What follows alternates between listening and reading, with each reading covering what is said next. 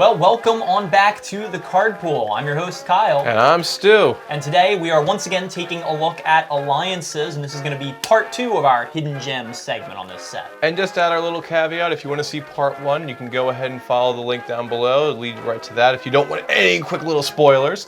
And then also, our next video to come is going to be the 10 most expensive cards that came out of this set. These are the ones that we are not allowed to pick for our Hidden Gems because, well, that's cheating. Yeah, well, for this one, though, we are going to look at what we think are some of the best hidden gems of this entire set, coming all the way back from 1996. Yep, making it live. So without further go, number 5. Let's do it. Let's take a look. So I will kick it off with some Undergrowth at number 5. This is a 1-drop instant, and it reads, 1-drop instant in green, and it reads, no creatures deal combat damage this turn. So it's like a fog. However, if you pay 3 mana, 2 generic, and a red. In addition to the casting cost, Undergrowth does not affect red creatures. So this is kind of interesting because a fog usually makes it so all combat ceases to go on. However, now you can make it one-sided so that your opponent's creatures will not be able to touch your creatures. However, you can then touch theirs. That didn't sound right. But either way, the point being is that you can go ahead and make it so that you have some sort of interesting combat step where you can go ahead and get an advantage to take their board out without them having any suspicion. Indeed. Fogs are usually pretty good in Magic, especially like in Commander where you're swinging with probably enormous amounts of damage. However, some selective fogs, especially like Arachnogenesis and some things that are similar to that, where you can kind of tailor which creatures get to do damage and which ones don't. These are even better. Oh, yeah. And this is a really interesting one because in red and green, that's kind of one of the more like opportune combinations that you want your creatures to actually be able to deal some damage. Oh, yeah. Well, also because like this is a token kind of strategy in red and green. Like, sure, you can go in a variety of ways, but you do have goblins which can just go ahead and propel themselves on the field. You can have the Kiki-Jiki combo to make yourselves conscripts and stuff like that, and they can still go ahead and swing on in. But also, you can use this defensively. Like, there's nothing wrong with using this for 1 mana and making it so that you're protected. But also, if other players are using red creatures, you can maybe make a deal with them saying, hey, you won't lose the game, but you need to take out this creature for me because this is a problem, and manipulate the game in your favor. It's political, it's versatile, it's useful, and it's 1 mana potentially for. Yeah, I'm sold on it. Yeah, it's pretty good. Very interesting fog variant there. But moving on to number 6, not 6. Number 5. Kyle, what do you got going? Well, my number 5 is going to be Ritual of the Machine. So this is a black sorcery that costs 4 to cast. You sacrifice a creature when you cast it. You gain control of target non-black, non-artifact creature. So the reason I picked this, even though it is a little bit limited by not being able to take artifact, not being able to take, black creatures. Yeah, black creatures or artifact creatures, is the fact that taking control of something more or less permanently is kind of rare in the game. Yeah. There are a few cards that do it, mostly like blue has a few, like an Agent of Treachery, for example, is a permanent steal. However, there are very few that are just, unconditional, permanent steals. Mostly it's like, oh, take this for a while and then give it back.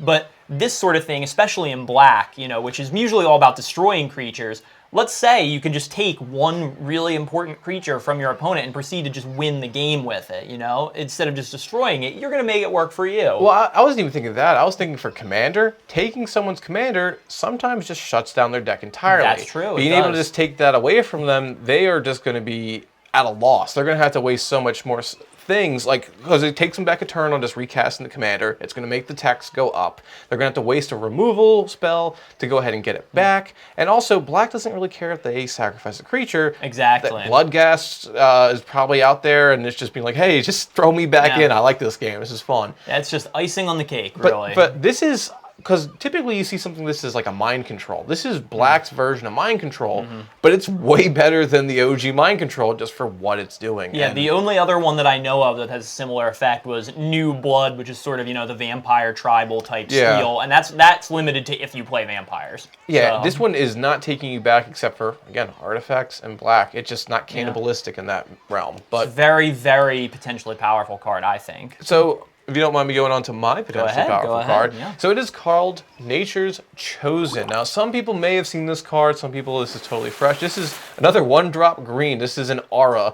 in green. And it reads that you have to play it on a creature you control, as most auras say. And it has 2 costs that are 0. The first one being untap enchanted creature. Use this ability only during your turn and once each turn only. Or you can go ahead and tap the enchanted creature to untap target artifact, creature, or land. Use this ability only if the enchanted creature is white and use it only once each turn. So the first one is only usable on your turn, and it makes it so you can go ahead and you can untap your creature.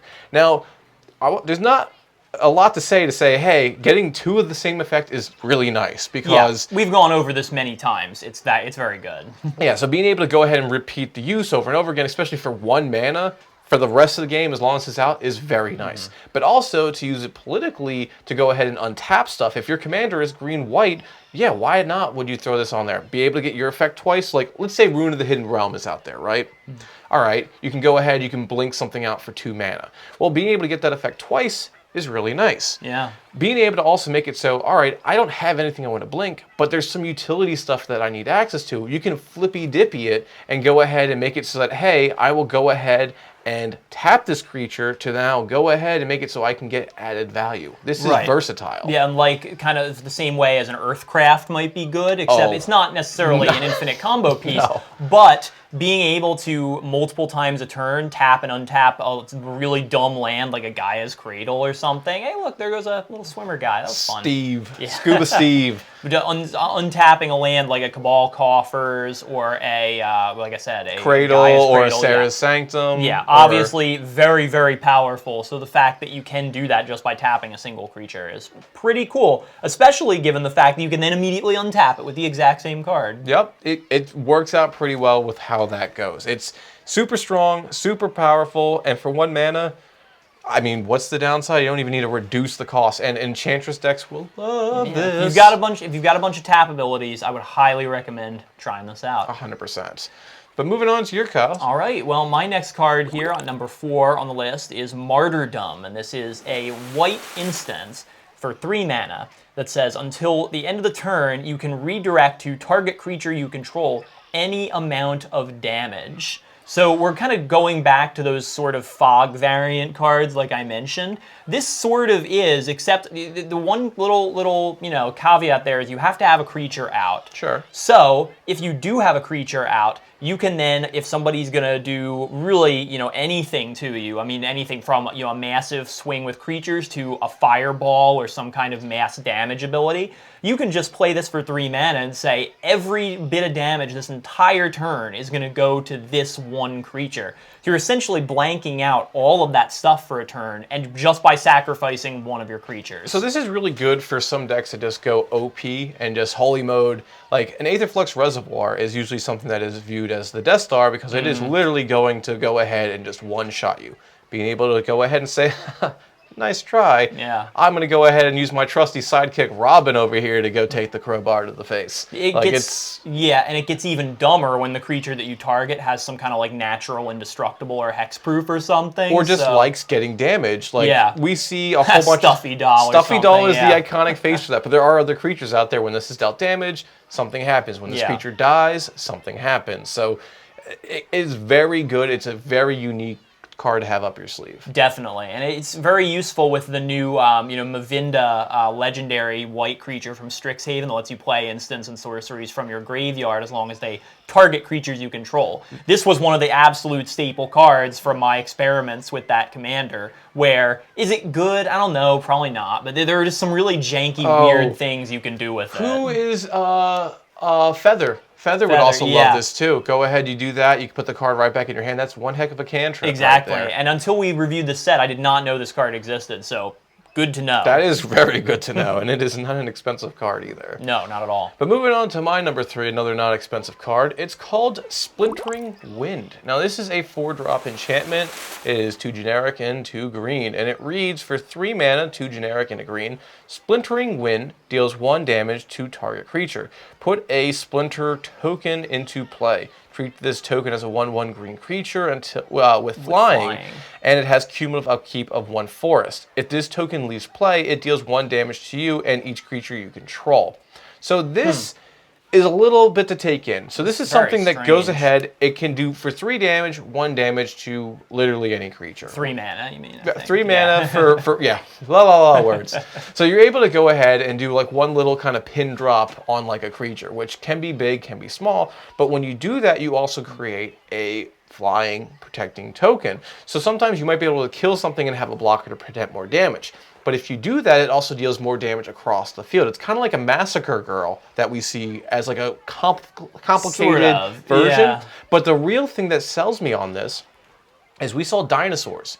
Dinosaurs have enrage. You do a little damage to them, you get more of them. You get some sort of stupid effect. This right here is a very easy way to enable rage. Yeah, I don't know if it's a thing, but if like mono green, like creatureless control were a thing, it seems like this would be a key ingredient in it because you can just use mana to pump out some tokens that can protect you. Oh, and the damage is then basically inconsequential, you know. But also, like we have stuff where it's like doubling season or like anointed procession where you can go ahead and create more tokens. If you're trying to go ahead and do something really big with these tokens or do a lot of damage, creating more and more and more of them, like sure you might take the damage for this. But like, I think that if you do it the right way, you should be able to make it so like this is going out across the board, like a repercussion with this. Oh, that could be terrifying. Yeah, but it does get like really difficult to keep track of after a while because like tokens with cumulative upkeep, that is so weird. It is. Like, and it would just be so frustrating to try to keep up with all of those. So yeah, I don't know. And honestly, I'm really glad the tokens have the cumulative upkeep because it's trying to make it so like you're gonna take damage for it. Like okay, yeah, the enchantment itself, it just kind of sits there until you want to use it. There's no downside to playing. Which you would totally expect this enchantment to have cumulative upkeep on it. Like the tornado one we looked at in the last video. Exactly. So the fact that this can stay out there and you can just use it when you want to is really, really nice. Very. Really weird card, but very interesting. Yeah, it's a good totally find. Take note of this. And also, please, if there's a commander that you think shines with this, now we already said enrage, so that one doesn't count. But if you find another one, put it down and we'll give a shout out to the person who has the best answer. Sure will. We'd love to know it. We'll give you one of those. Yeah, it's one of those right there. But all right, let's go on to, do you have anything else to add on this one? No, let's just go on to the next one here. So my number 3 on this list. Let's talk about Kyle's inheritance. Yes, it is inheritance. Not a lot, but it is, you know what it is. Inheritance. So this is a 1-drop white that got enchantment. A little dark. Yeah, it did a little bit. Let's skip it. But for 3 mana, you can draw a card, but you can only use the ability when a creature is put into a graveyard from the battlefield, and only once for each creature that dies. So this here is what you kind of see usually on a black card, right? If a creature dies, something happens. That's generally Black's domain. Well, I don't know. Usually something on a card, something happens. That's every card of Magic. Well, yeah, usually, yeah. But this is interesting because you don't usually see white caring about when creatures die. There's like a very select handful of stuff. Yeah, they usually wipe the board. That kind of goes along with that. Yeah, there are some, but there's not a lot. So, and of course, as we all know, white is the weakest of any of the colors on card draw and card advantage. So that's another discussion for another day. It is. It's just a fact. Come on. No, it's a Kyle fact. Whatever. It's just not a real fact. But so for 3 mana, being able to draw a card, I mean, hey, I'll take whatever I can get with white. So if a creature dies, and especially a token, because this does actually count tokens, makes it potentially good. It really does. Well, the thing is, it doesn't have to be a creature you control. Any creature can die, and you can pay the cost to go ahead and get that sweet.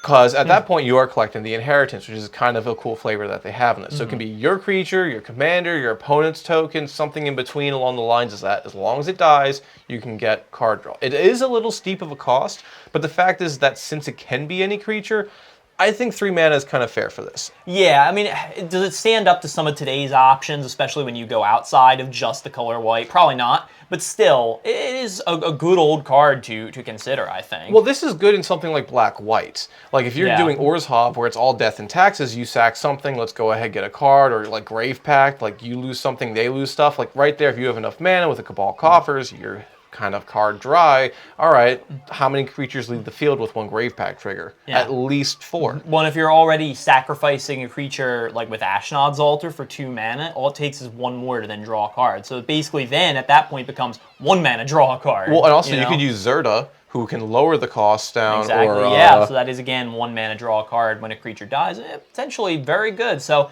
that's actually a good point. I like Zerta can potentially be a very busted commander for lowering the cost Yeah, that of would things. be pretty good with this. Yeah, I kind of like that idea. Thank you. He never says this to me. But also, it is not color specific to draw the card. It can be just generic mana, as opposed to saying it has to be white mana. So I like it. It's a low drop. It does a lot of stuff. It is card value in the best way. It's not the best way, but I mean, if you're just hurting on it, this is like kind of like a better greed. It's usually not something anybody's going to want to hit either because it's relatively low impact. So go ahead, draw your cards. Have fun. Yeah. Yeah, I don't have much more to say about this, but moving on to Stu's number 2. And this card, it's so... Ugh. Oh, and it works today because it is raining. So it is called Storm Cauldron. Now, this is a 5-drop artifact, and it reads, during each player's turn, that player may put 1 additional land into play. Whenever a land is tapped for mana, return that land to its owner's hand. That's very Dr. Seuss right there at the end. So this is really cool because usually whenever we see cards in Magic, like a not right of replication, can't remember the name of it right now, but it'll stick to me in a second. Whenever you're going ahead and giving it so that there's blanket extra lands going into play, usually the other opponents are getting a better advantage than you are. Right. However, in this case, they are kind of making it so, hey, if you're returning lands, we're kind of making it so that they can come back into play a little bit. And if you use a lot of mana rocks, this doesn't hurt you as bad. But also, if you are using a landfall deck, you are going to be getting all the advantage on this, where other people are just kind of going to be trying not to drown. You are, and but still, like, this is a stacks piece, let's be honest. That's what it is. That's what it's supposed to do, and that's what it is. And it's designed purposefully, in that it is a card designed purposefully to make everybody miserable. It is just horrible, horrible, horrible to have to play against. I don't know. I think Winter Orb is a little bit worse than this. I don't know. They're pretty much the same in my opinion. No, I'll take some rain over some snow. I'm gonna do anything, and all my lands get bounced to my hand. Gee, that's a fun kind of game right there. Yeah, but really, who the heck wants to play against something like this? Yeah. I know I don't. But again, man. It does enable landfall shenanigans. That's about the nicest thing that I can say about it. Otherwise, this is just such a feel-bad card, and if you're playing it, you should feel bad for doing it. That's just my opinion. Actually, you know Hot take. I think this would actually shine, because it just kind of dawned on me right now, is this is good for Super Friends. Because, like, you don't care about your lands once the Planeswalkers are in play. You just want the board to that, but like... Well, no, because, like, let's say you have something like a Karn or a Sorin or anything else, anything you want to try to get to the ultimate on, like, this helps enable that because, like, all right, they're going to go ahead and do this and that and that and this and this, like, yeah, I want to go ahead and make it so, like, you guys are out of the game. This is coming out, I'm getting my emblem, and you're not going to be able to beat this. Well, this is one of those kill on sight cards. Like, if you don't stop it immediately or counter it or stop it from getting onto the field, you're going to have a bad, bad time playing Magic. It's kind of like the Green Praetor. If you don't answer it as a counterspell, the person who answers it is the only person who gets punished. Gets punished. Yeah. So most people don't want to deal with that punishment. It's weird politically for that regard, and it's just gross though. Yeah, I wouldn't want to face it, but I would love to play it on somebody. And if you use this card, at least give it the like button.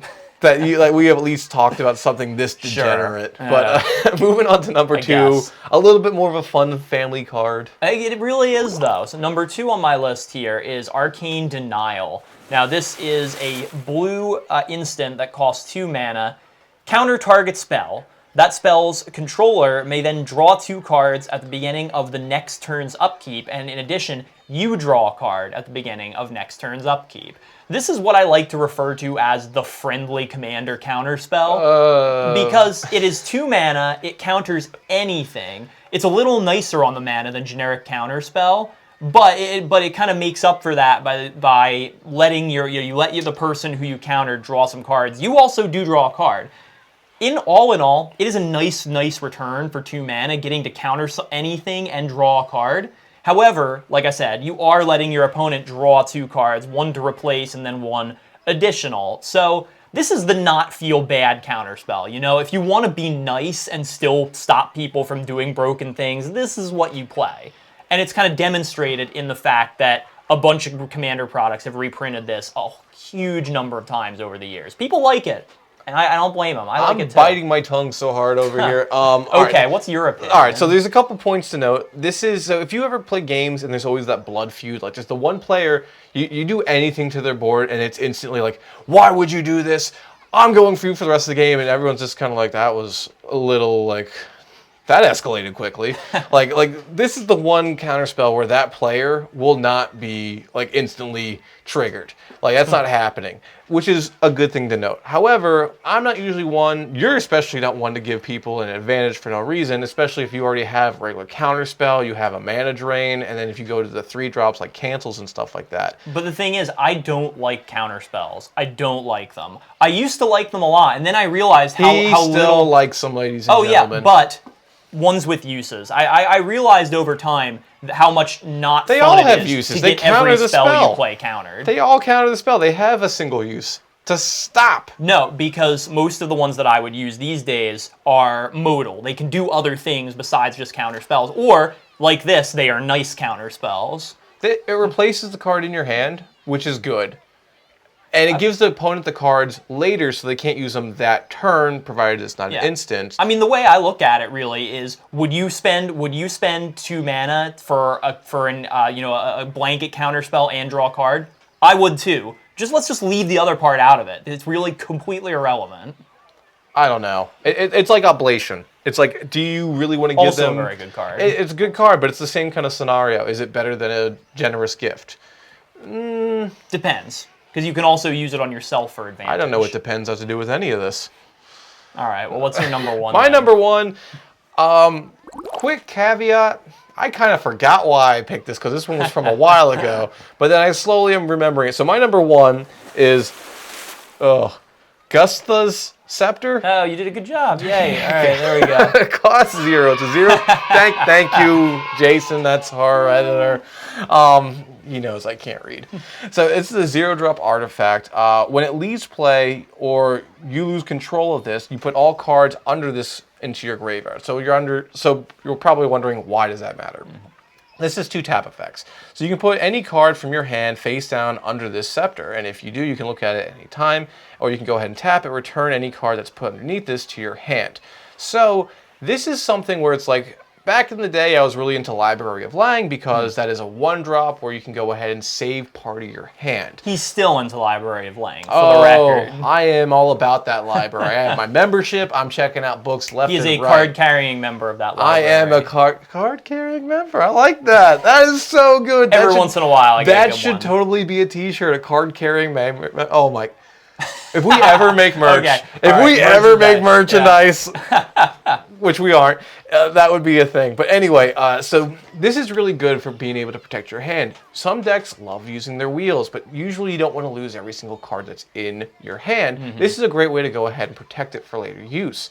Or if somebody is targeting you with a lot of discard effects, like Nath of the Gilt Leaf is a commander that cares about discarding. He's one of the few that are really about that, and I'd say are viable. But also, if you get into more of a CEDH, like Thoughtseize is something we don't usually see in Commander unless it is in a CEDH deck. Yeah. This is a great way to go ahead and have protection against some of that nonsense. Or there's decks that are all about, hey, I have to name cards that are in your hand, or I have to know, I want to see stuff like a Gitaxian Probe. Yeah. You can go ahead and be like, all right, you can probe me, but I'm going to make it so you don't know what this is and give you a whole Whirlhouse of mystery right here.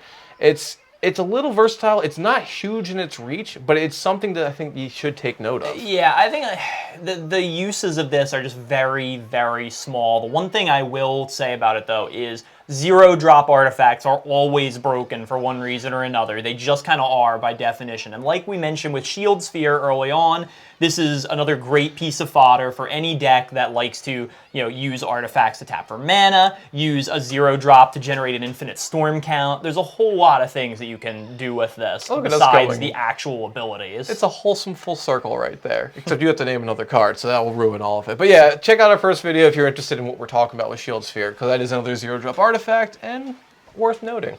Definitely. So moving on to Kyle's number one, and yes. I knew I 100% knew you were going to pick this card. Of course you knew I was going to pick this card. Like, come on. Number 1 on my list is, of course, Lim Duels Vaults. And this is a blue-black instant. Oh God, it's the old version. Yeah. So yeah, you look at when you cast it, you look at the top 5 cards of your deck. Then, as many times as you choose, you can pay 1 life to put those cards on the bottom of your library and look at the next top 5 cards. Then, whenever you choose to stop doing that, you then rearrange those 5 cards in any order and put them back on top of your deck.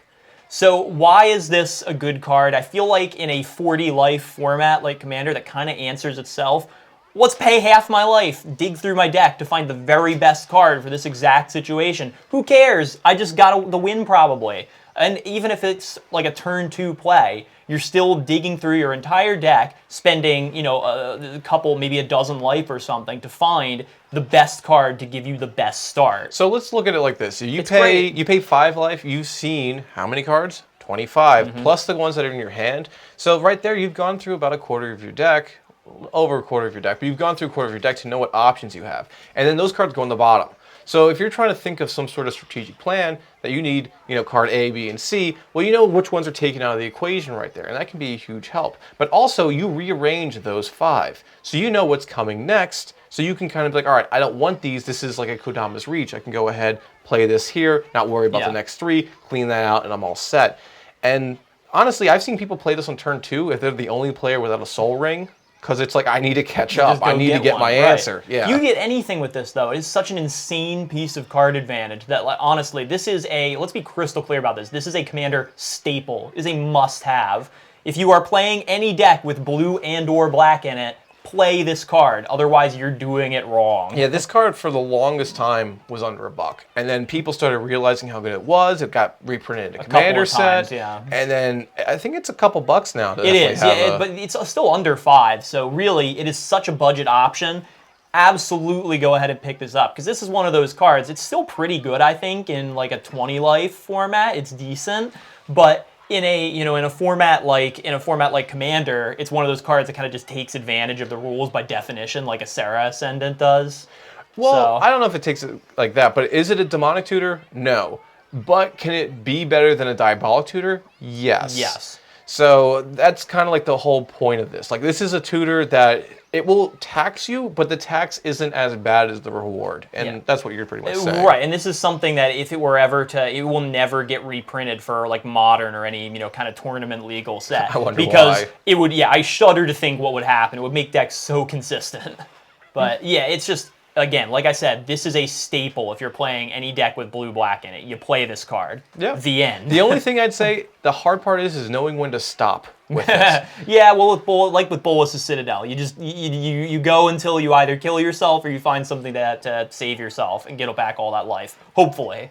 So moving on to, that is our last card. So we don't have to move on to anything. Moving on to the end step, cleaning up, removing the stack. All right, so that is the end of our hidden gems. That is part 2. We're going to go into part 3, which is going to be all the magnificent, expensive cards, and there are some magnificent, expensive cards in this set. There's those magnificent money cards. But until then, you can find us on social media and get all the other content you want from us via Reddit. We're on Tapped Out with all of our deck lists that you can check out, see what we're playing. We're also on Facebook and Twitter, and you can find us on Gmail as well. We're all at the handle The Card Pool. So if you like what we're doing here and you want to see more, check us out. Yep, indeed. And until then, I'm Stu. And I'm Kyle. And we'll see you next time at The Card Pool. Yeah, I knew. Once I found out Lim's Dual Vault was in this set, you knew I was going to do I was like, I've seen you play this every deck you can. It's ridiculous. Yeah, exactly. Could not do that.